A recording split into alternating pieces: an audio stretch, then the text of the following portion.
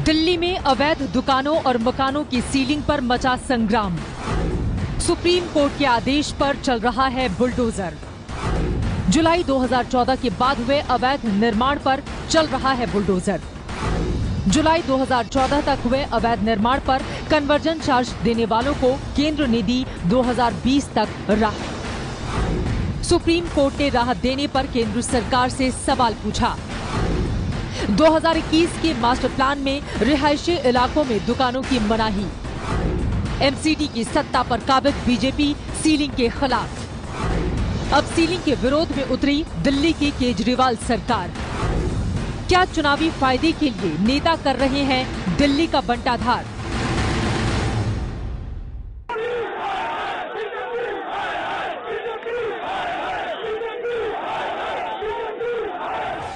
दिल्ली के सीएम अरविंद केजरीवाल के घर पर आज बड़ा बवाल हुआ सीलिंग के मुद्दे को लेकर।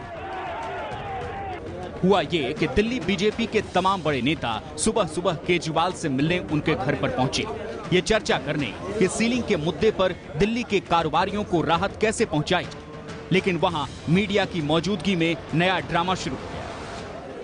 हम आपसे जानना चाहते हैं कि हमारी जो 351 सड़कों का नोटिफिकेशन नहीं हुआ, वो क्यों नहीं हुआ 3 साल में? क्यों कोर्ट में जाकर के आपको 2 साल का और समय मांगना पड़ा?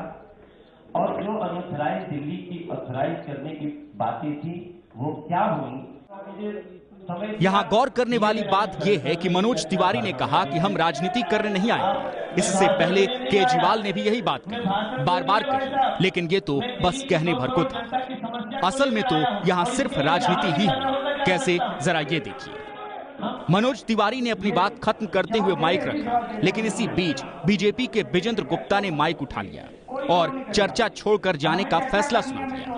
मनोज तिवारी के माइक रखने और विजेंद्र गुप्ता की ओर से फैसला सुनाने के बीच महज 12 सेकंड का वक्त था। जवाब दे रहे हैं जी, जवाब दे रहे हैं। कोई शोर नहीं करेगा। हमें चर्चा करनी है, हमें शोर नहीं करना। तो सही, मैं आपका जवाब तो देता हूँ।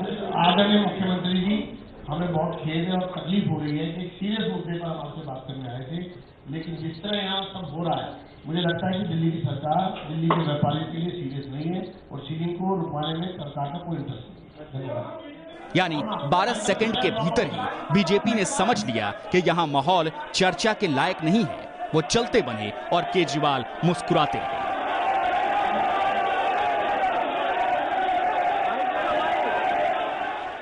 इसके बाद बीजेपी वाले बाहर निकले, जहां आपके लोग बीजेपी के खिलाफ नारेबाजी कर रहे थे।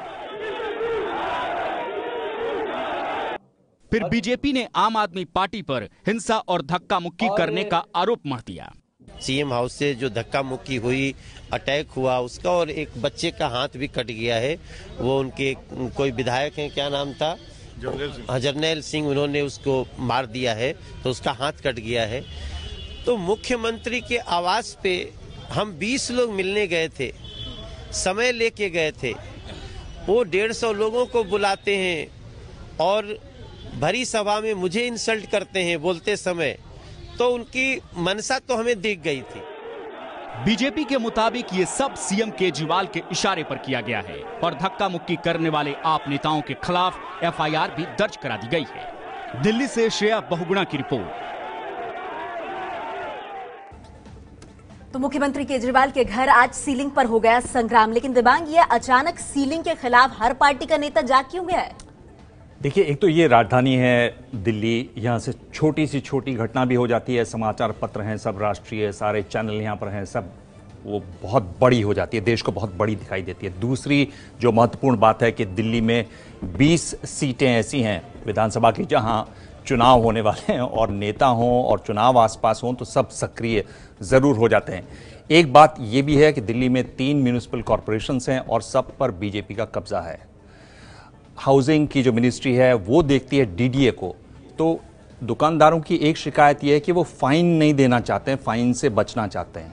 इस पर बातचीत चल रही है, बातचीत अब जोरों पर भी चल रही है कानून के जानकारों से देखने के लिए कि क्या केंद्र सरकार कोई रास्ता निकाल सकती है। तो केंद्र सरकार की डीडीए जो मंत्रालय है वो डीडीए को देखता है और डीडीए फाइन लेता है, तो हो सकता है फाइन माफ हो जाए। ये इसलिए और भी तेजी से हो रहा है क्योंकि 2 फरवरी से जो व्यापारी हैं दिल्ली के, वो 48 घंटे का बंद करने वाले हैं।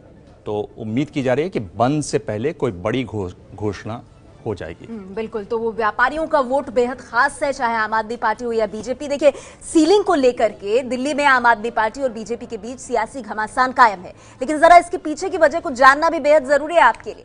आखिर सीलिंग की कार्रवाई क्यों हो रही है? कितनी सड़कों, बाजारों और दुकानों पर गाज गिर सकती है? साथ ही क्या है कमर्शियल और रेजिडेंशियल का सियासी खेल?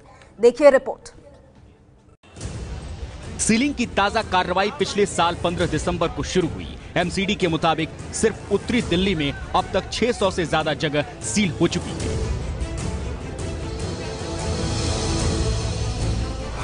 लेकिन यह पूरा मामला साल 2006 में शुरू हुआ था, जब सीलिंग की बड़ी कार्रवाई हुई। तब भी व्यापारियों ने खूब हंगामा किया। तब कारोबारियों के गुस्से को शांत करने के लिए एमसीडी ने दिल्ली के लिए नया मास्टर प्लान तैयार किया। 2007 में दिल्ली मास्टर प्लान 2021 की अधिसूचना जारी हुई। मास्टर प्लान 2021 में मिक्स्ड लैंड यूज नीति को लागू किया गया, जिसमें रिहायशी और व्यावसायिक जगहों को एक साथ रहने की इजाजत दी गई, यानी एक ही जगह पर घर और दुकान दोनों चल सकते हैं। तब एमसीडी के एक प्रस्ताव को दिल्ली और केंद्र सरकार से मंजूरी मिली थी, जिसमें 2183 सड़कों को नोटिफाई कर व्यावसायिक गतिविधियों को चलाने की इजाजत दी गई। लेकिन इसके लिए कारोबारियों को एक अलग फीस जमा करनी थी।